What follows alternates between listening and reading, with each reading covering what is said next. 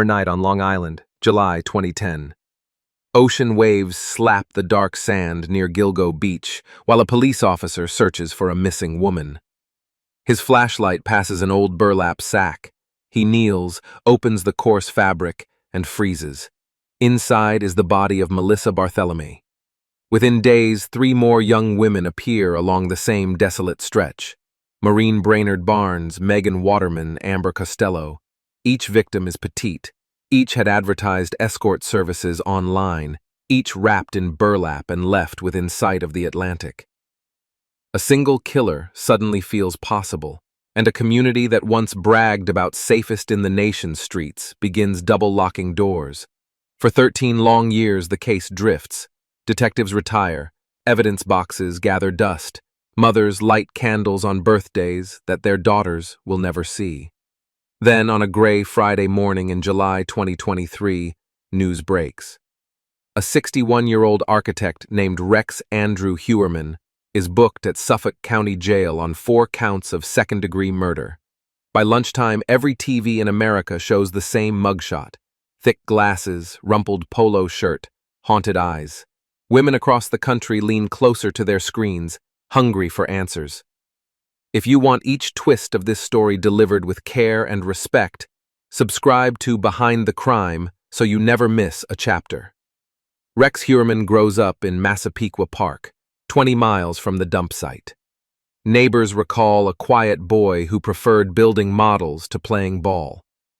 As an adult, he designs office renovations in Manhattan, commutes on the Long Island Railroad, and returns each night to a modest red house he shares with his wife and 2 children. He appears ordinary, even dull, except for one secret habit. He owns more than 200 burner phones, all registered under fake names. Investigators later trace several of those phones to calls made to the victims in the days before they vanished. In early 2022, a new multidisciplinary task force re-examines the evidence. They feed Cellhauer data, credit card swipes, and license plate scans into a fresh analytics program. A white Chevrolet Avalanche pops up near at least 3 victim drop sites. The same truck is spotted on Google Street View, parked outside Heuermann's home. Detectives pull his trash and recover a half-eaten pizza crust. A single hair from that crust matches a hair found on burlap binding Megan Waterman. The odds of coincidence, prosecutors say, exceed 5 billion to 1. On July 13, 2023, agents surround the architect as he walks down a busy midtown sidewalk carrying a briefcase. Heuermann mutters, "You got the wrong guy." But inside his home, police find a hidden room behind a gun locker. Cataloged inside are 70 firearms, chilling Google searches like long-term abduction techniques, and 18 IDs belonging to women who are still missing. The discoveries add weight to the theory that the 4 known murders may represent only a fraction of his crimes. Within 6 months, a grand jury returns a superseding indictment that adds 3 more victims: Sandra Costilla, Jessica Taylor, and Valerie Mack. Each woman disappeared between 1993 and 2011. For grieving families, the news reopens wounds and offers hope in the same breath. At an emotional press conference, Megan Waterman's mother whispers, "We waited 13 years for justice. We can wait a little longer." Meanwhile, defense attorney Michael Brown files motions to sever the cases, arguing that a single trial would prejudice the jury. He also seeks to exclude DNA evidence derived from pizza crust, claiming chain of custody gaps. Judge Timothy Mazzei schedules an admissibility hearing for April 2, 2025. Legal pundits remind viewers that New York abandoned the death penalty in 2007. The maximum sentence Heuermann faces is life without parole. Still, viewers over 50 say their main hope is certainty that he will never walk free. As court dates inch closer, journalists flood the rural courthouse. Ticket demand rivals Broadway.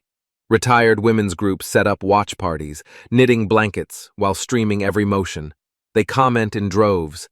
How were these young women failed? Why did digital evidence languish so long? Could my granddaughter fall into the same trap? Your voice matters in shaping those conversations, so tap the like button if you believe every victim deserves to be heard. Behind bars at Riverhead Correctional Facility, Heuermann spends 23 hours a day alone. Guards note he writes pages of neat block letters, but no one knows to whom. Psychologists debate motives. A dual life of professional respect and secret predation suggests power fantasy rather than financial gain. The FBI Behavioral Analysis Unit cites the careful burlap wrapping as ritual, a way to control the narrative, even in death. Autumn 2024 brings a grim revelation. Remains of Army veteran Shannon Gilbert's 2-year-old daughter, previously unidentified, match DNA found near Jones Beach. Public outrage reignites. Politicians introduce Gilgo bills, calling for faster cell tower warrant approvals and mandatory backlog reviews of cold cases.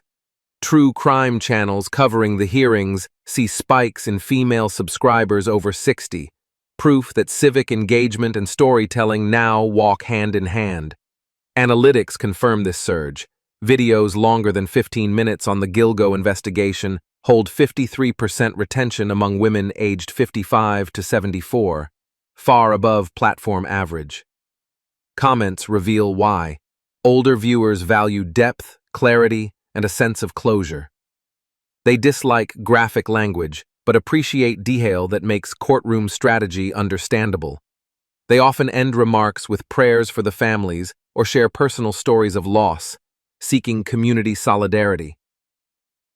In January 2025, Suffolk County files yet another superseding indictment alleging stalking via electronic surveillance.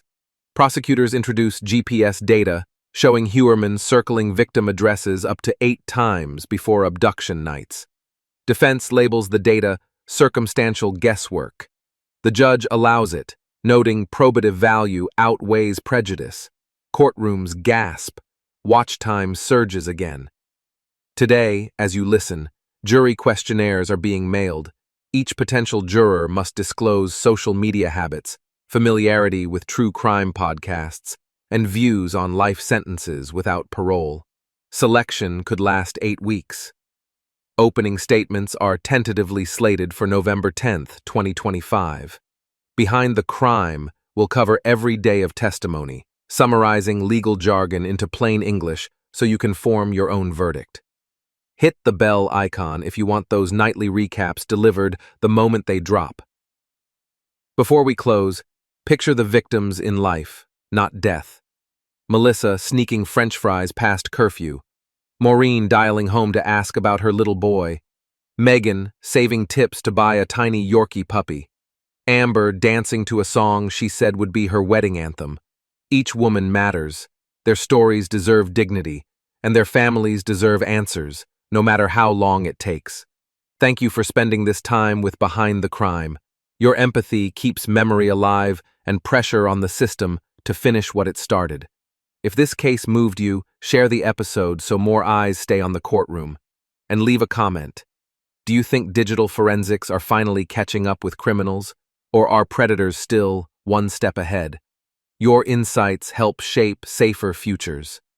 Stay vigilant, stay compassionate, and hug your loved ones a little tighter tonight.